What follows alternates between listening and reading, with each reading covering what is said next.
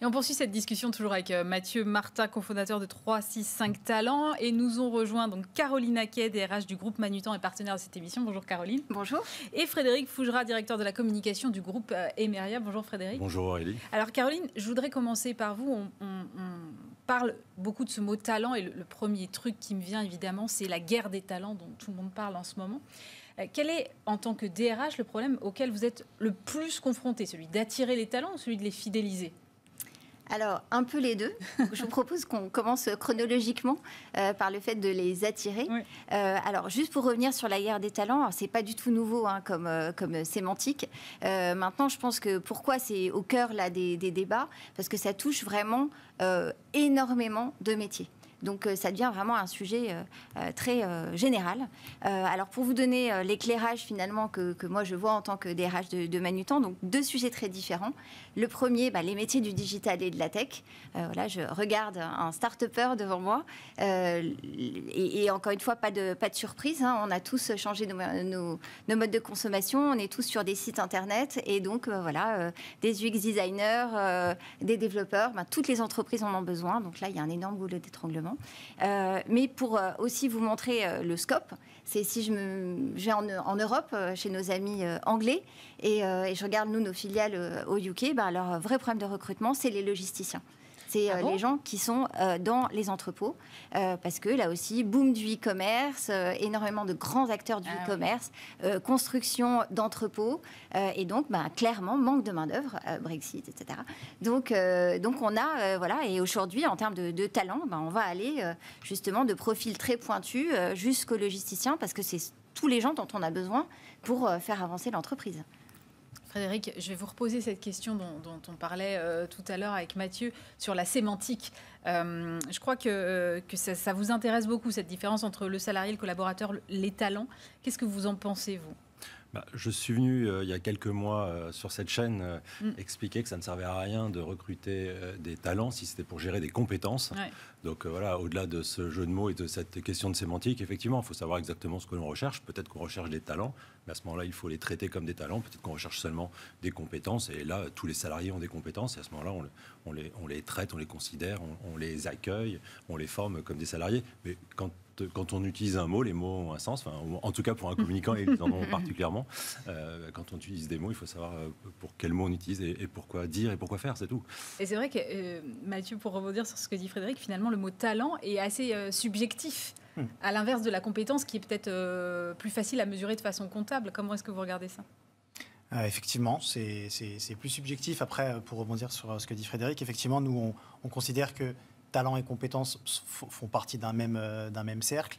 On recrute des personnes pour une mission, ça c'est vrai. Donc, je crois que nous, ce qu'on essaye de faire, en tout cas, à la fois en matière en tant qu'employeur et à la fois comme notre manière d'accompagner nos clients, c'est de leur faire prendre conscience qu'il faut recruter des personnes sur leurs talents, certes, et sur leurs compétences, mais aussi est-ce que finalement leur état d'esprit va matcher avec le travail tel qu'il est dans cette entreprise.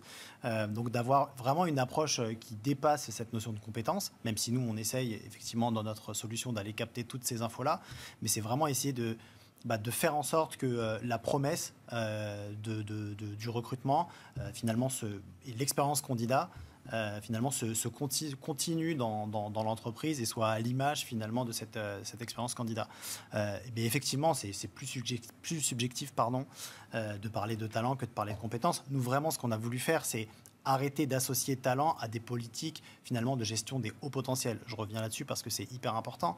Et de considérer que chaque collaborateur a un talent, encore faut-il les révéler et encore faut-il aller capter ses compétences un petit peu cachées ou ses talents cachés. C'est vraiment cela où nous, on a voulu, là-dessus qu'on a voulu aider nos clients. Dans votre métier de DRH, Caroline, est-ce que vous avez élargi justement le spectre de ce que vous regardez aujourd'hui quand vous recevez un candidat ? Parce qu'initialement, c'est vrai, on regardait les CV avec des compétences. Aujourd'hui, quand ça devient de plus en plus difficile de recruter, est-ce que ça vous a obligé à modifier un peu votre spectre quand vous recrutez ? Alors oui, c'est évident et je pense que c'est une bonne pratique pour deux choses. Déjà, quand on a la chance d'être dans une entreprise qui a confiance dans l'avenir et qui a beaucoup d'opportunités de développement, on ne recrute pas pour un poste, on recrute pour compagnonnage, on va dire, au sein de l'entreprise. Et c'est vrai que chez Manutan, on a beaucoup de pratiques de mobilité interne, par exemple. Donc, on sait que la personne, on a envie, on va dire qu'elle s'épanouisse chez nous et qu'elle puisse faire plusieurs jobs. En revanche, ce qui est non négociable, au-delà en effet, d'arbitrage sur certaines compétences, c'est ce que nous, on appelle le cultural fit. Puisqu'en effet, en tant qu'entreprise, avec des valeurs, avec des promesses fortes, entreprendre pour un monde meilleur, c'est sûr ça va pas matcher avec tout le monde.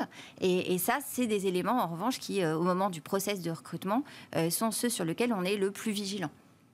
Frédéric, souvent on dit que les collaborateurs sont les meilleurs ambassadeurs de l'entreprise.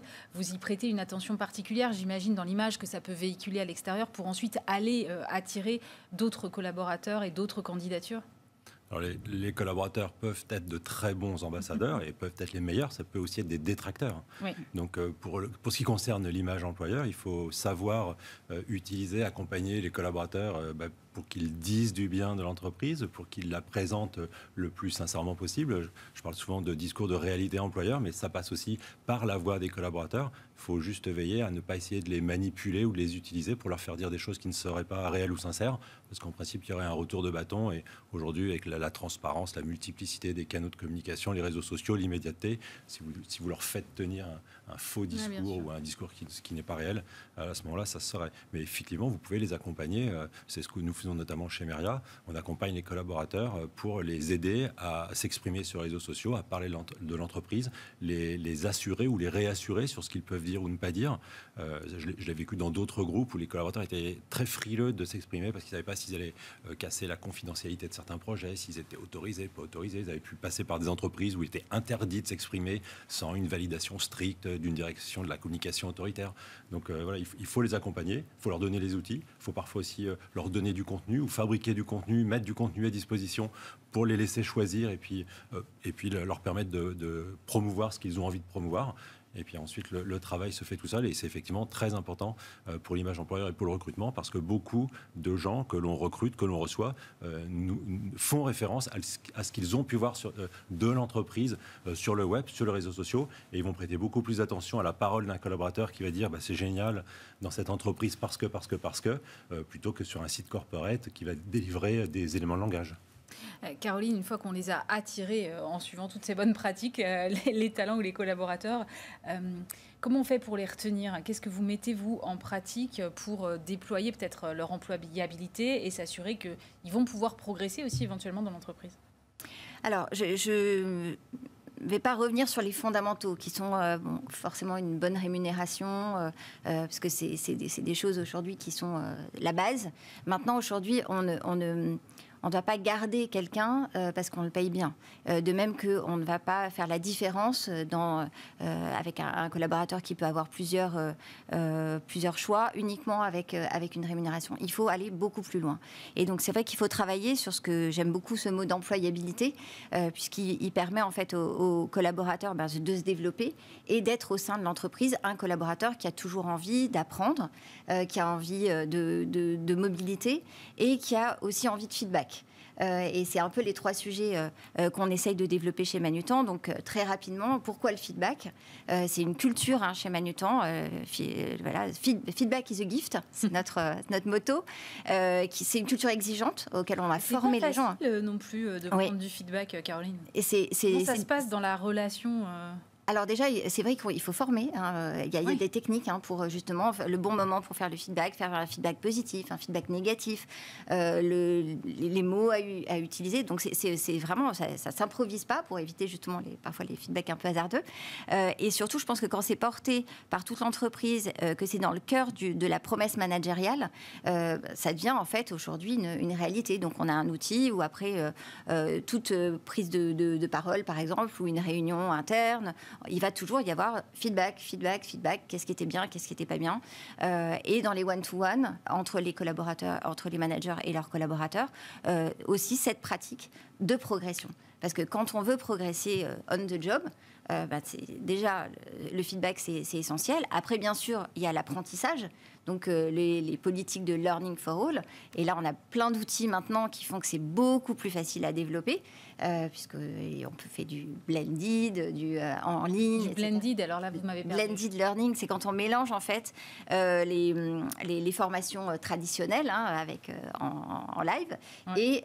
et les formations à distance, en utilisant donc des outils digitaux qui sont plutôt vachement bien faits et qui permettent justement de développer à tout le monde. Donc là, nous, aujourd'hui, nos 2200 collaborateurs, ils ont accès à une plateforme de learning avec des programmes pour qu'ils puissent continuer à apprendre, où qu'ils soient dans l'entreprise.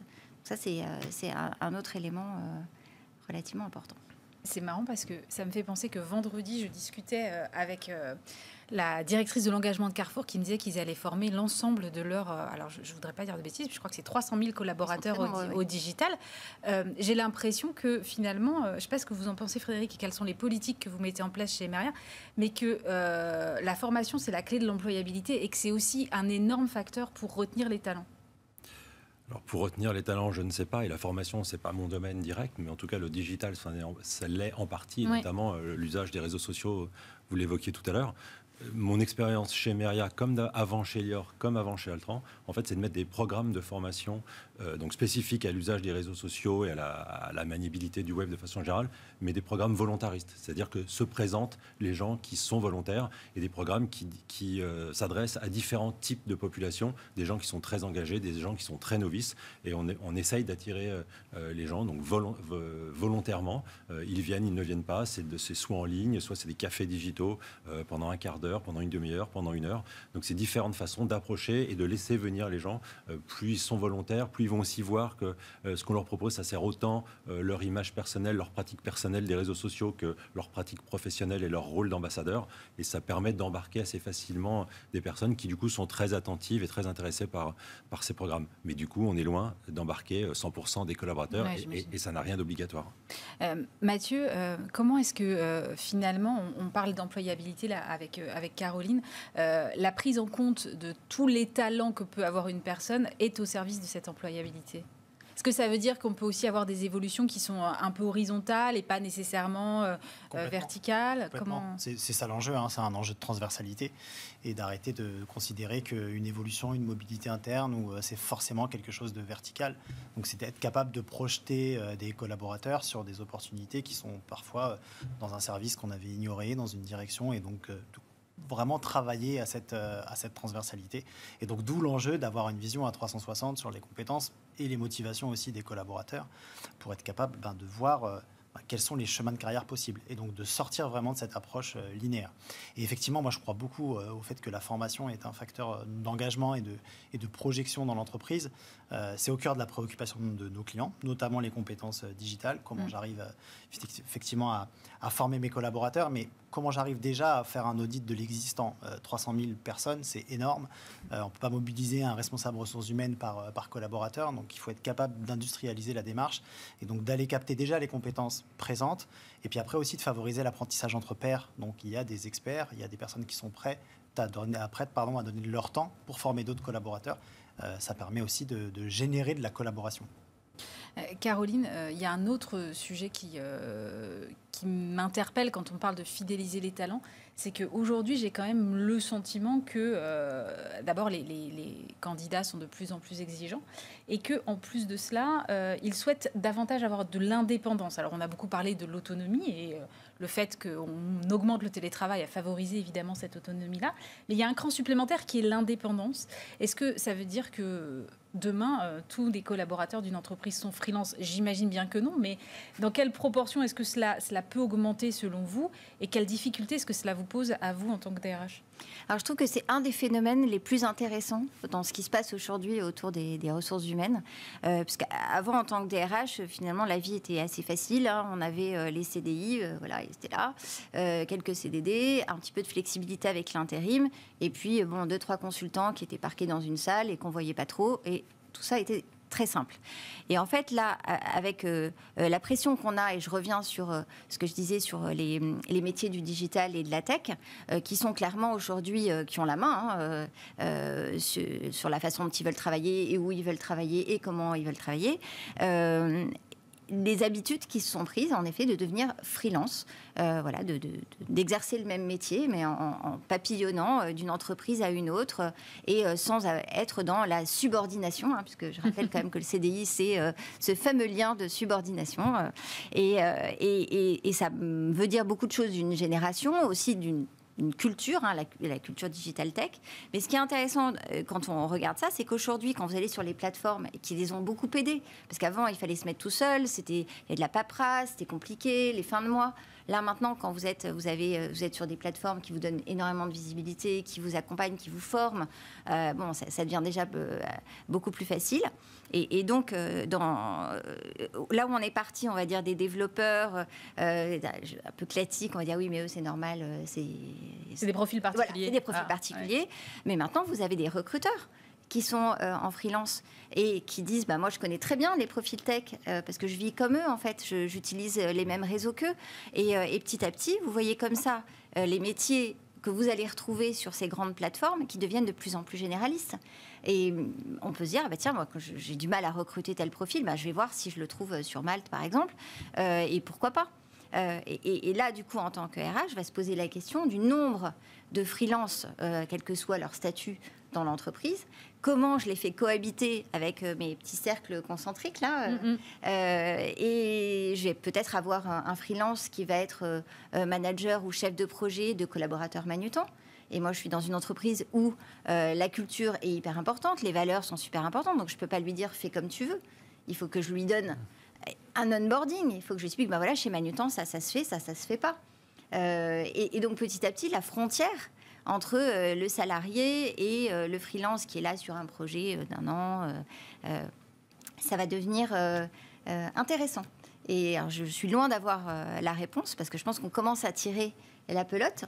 Mais en tout cas, c'est un sujet qu'on peut pas dire non, moi, ça me concerne pas. Ils sont pas régis par le droit du travail. Donc, non.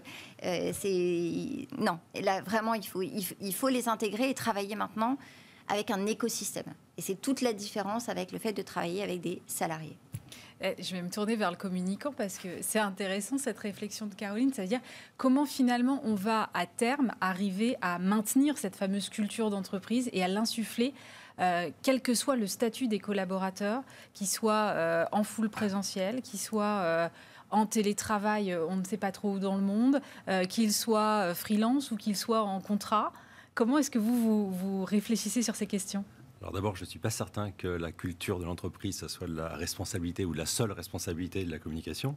Ça embarque tout le monde, et notamment le management. La communication, elle l'accompagne, elle l'habille, elle la valorise, elle peut la promouvoir, mais ce n'est pas de la communication. Sinon, ça voudrait dire que la culture, ce n'est qu'un vernis.